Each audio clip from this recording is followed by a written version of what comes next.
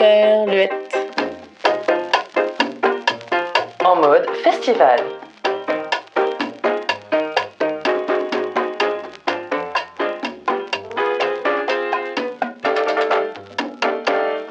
Et si on profitait du Festival Off d'Avignon 2018 pour rencontrer les artistes d'outre-mer ?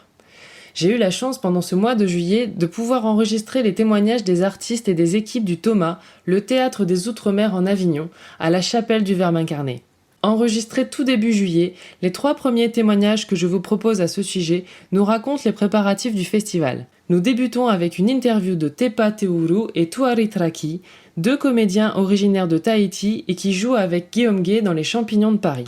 Un spectacle bouleversant qui décrit par des faits et des témoignages les 193 essais nucléaires qui ont marqué à jamais la Polynésie française. Une pièce d'utilité publique. De manière plus légère, ils nous parlent ici de leur plaisir de participer à leur premier Avignon. Bonjour, je m'appelle Teuru Tepa. Je suis originaire de Tahiti et je fais de la comédie depuis 4 ans à peu près, mais j'ai commencé il y a 6 ans à la télévision.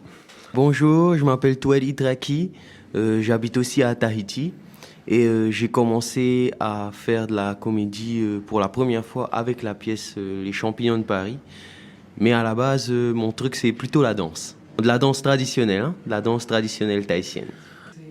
En fait, moi je connaissais rien du Festival d'Avignon. Je suis venu que 3 fois en France et c'est la première fois que je viens ici à Avignon. Le premier jour où on est arrivé, excité, on a pris nos vélos et on est parti à la découverte. Déjà, on est parti voir le pont d'Avignon. Vous savez, on est à 20 000 km, mais même dans nos écoles maternelles, on chante sous le pont d'Avignon, voilà, depuis la maternelle. Et ça a été la première chose qu'on a voulu voir quand on est arrivé à Avignon.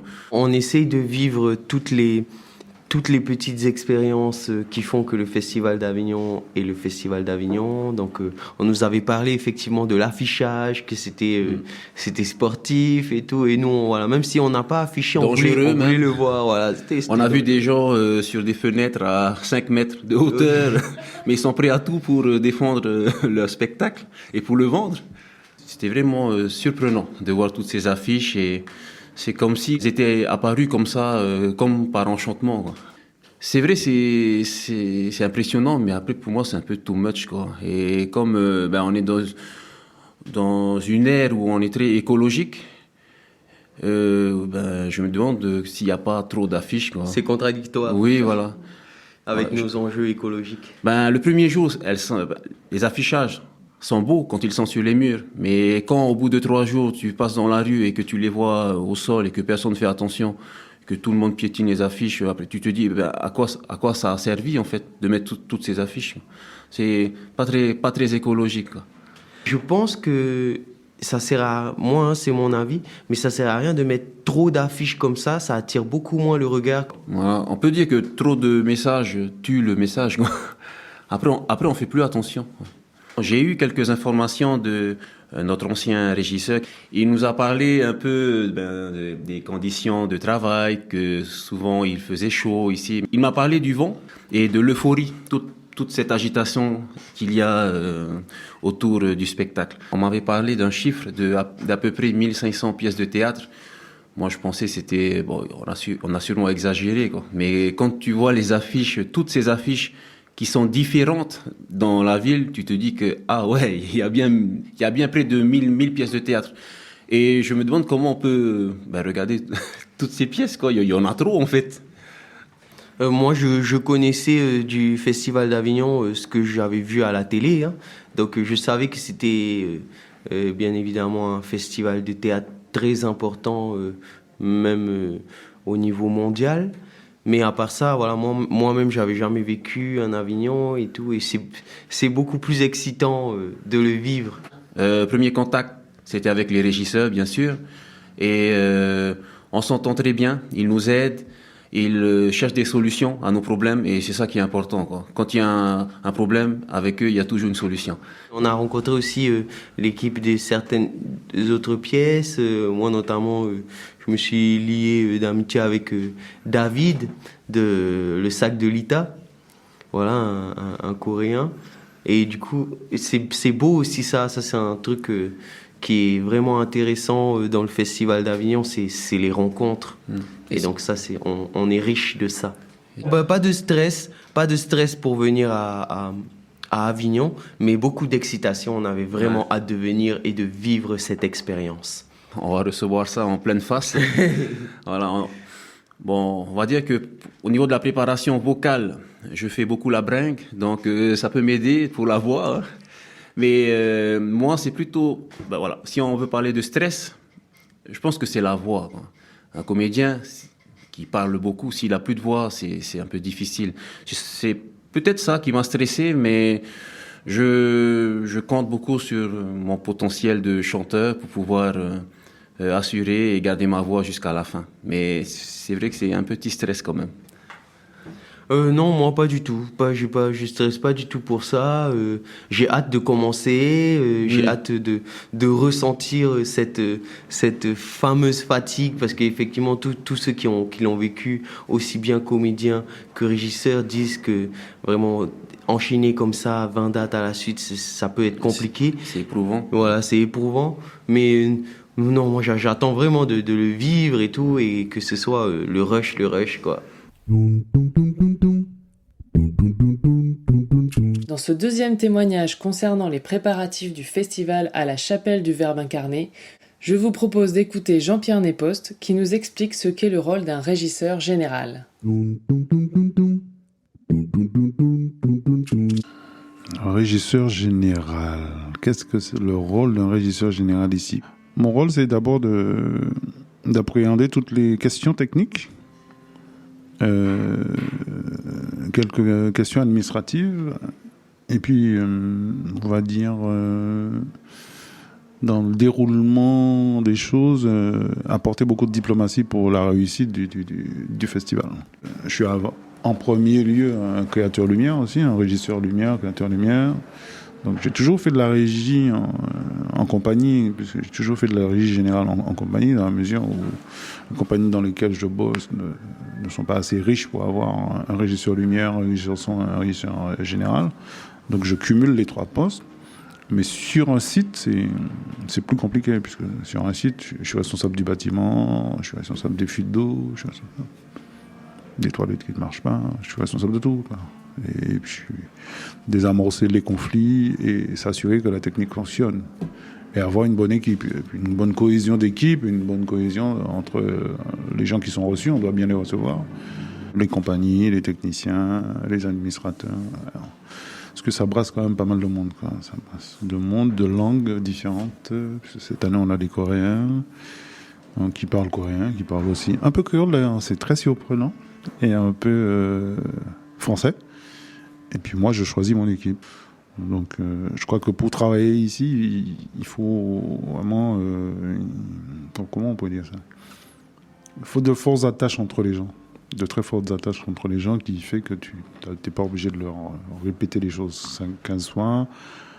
Que les attaches que tu as avec eux déjà font qu'on peut aller au-delà de certaines choses ou tempérer les choses. J'ai une belle équipe. J'en changerai pas. J'ai essayé de la garder. On va voir. Ça va assez vite entre les techniciens. Ça se passe au regard assez souvent. Ça se passe au regard. Donc, on est resté très primitifs, nous les techniciens. Donc, on est des animaux sauvages. On se sent, on se jauge, on se regarde et puis on sait que ça fera ou ça ne le fera pas.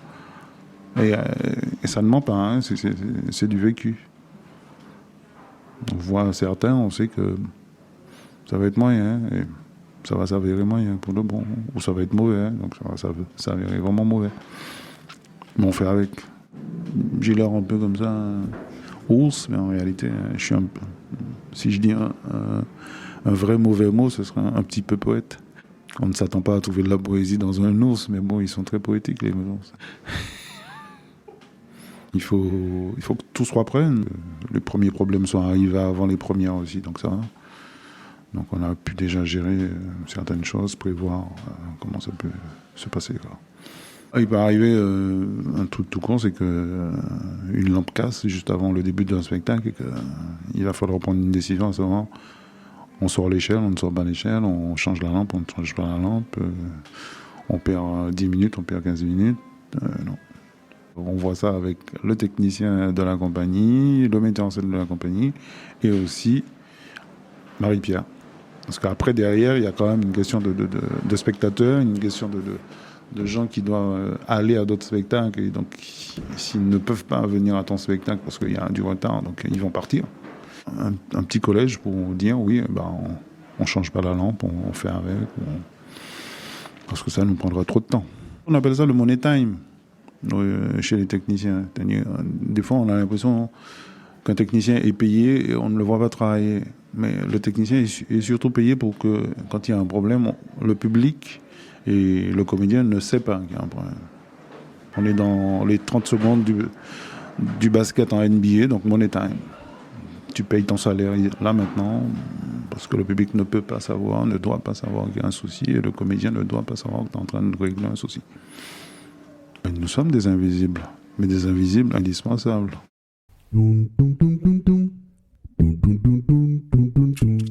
Pour le 3e témoignage dédié aux préparatifs du festival à la Chapelle du Verbe incarné, je vous propose de rencontrer Séverine Nativelle, l'administratrice générale du lieu. Elle en est à son 11e festival et pourtant, elle y trouve toujours autant de richesses et ne se lasse pas de cette belle aventure culturelle et humaine. Le poste officiel, on va dire, c'est administratrice. Après, une fois qu'on a dit ça, quand on est sur un festival, ça veut plus dire grand-chose. On passe d'un chef cuisinier à serveur, à déménageur.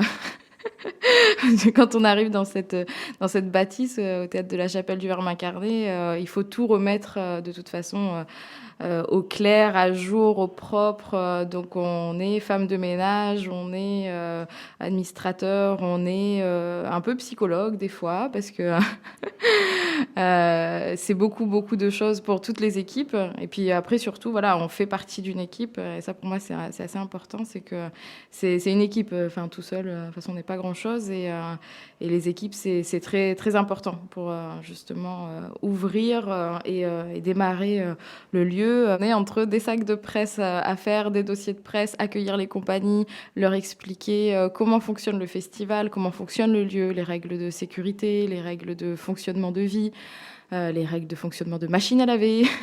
Puis aussi, on présente les équipes qui vont vivre ensemble pendant un mois. Et ça, c'est un moment clé, la préparation. C'est aussi pour ça qu'on cuisine ensemble pour la conférence de presse. C'est des moments où on peut partager des choses, des recettes, et aussi apprendre à se découvrir, puisque encore une fois, les équipes ne se connaissent pas du tout. Nous, on reçoit énormément de candidatures pour chaque festival. Et puis, on se dit, ce serait intéressant d'avoir, en plus des qualités professionnelles, des gens qui ont tel ou tel parcours de voyage, d'origine, de territoire, d'expérience, d'âge.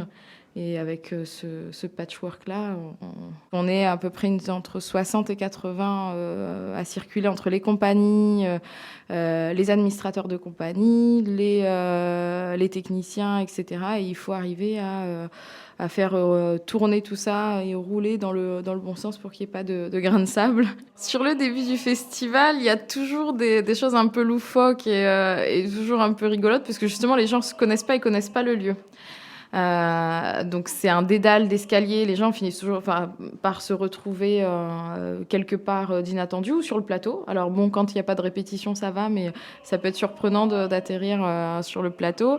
On a chaque année un grand tableau qui est accroché dans le hall, qui se détache tous les ans, qui finit par tomber. Cette année, il n'est pas tombé encore, donc ça, c'est plutôt pas mal.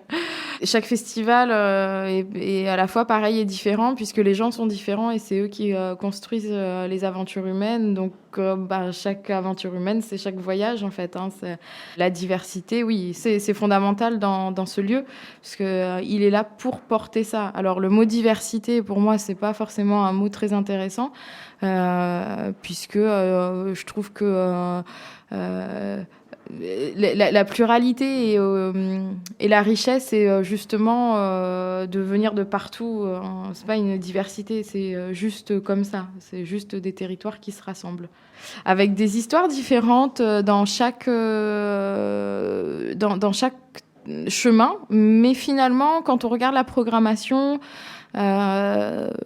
c'est certainement pas de manière hasardeuse complètement, mais on voit bien qu'il y a du lien, des questions en rapport aussi avec le monde qui nous agite aujourd'hui, des écritures contemporaines. Donc il y a un théâtre en fait vivant et en mouvement.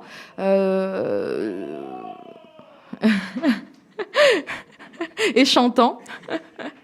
Donc oui, c'est riche d'histoire, de territoire et puis d'histoire, d'identité, je dirais, que les gens ont envie de porter. Et à la fois commune, puisque on a beaucoup de contes, de mythes de tous ces territoires et qui se croisent et qui sont sur des questionnements de femmes, de société, de contemporanéité, de notre histoire commune française. Voilà, après, c'est toujours aussi plein de bonne humeur et plein de sourires et puis beaucoup de pleurs à la fin, mais de tristesse de se quitter.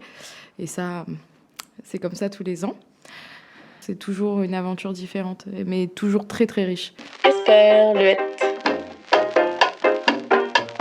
En mode festival.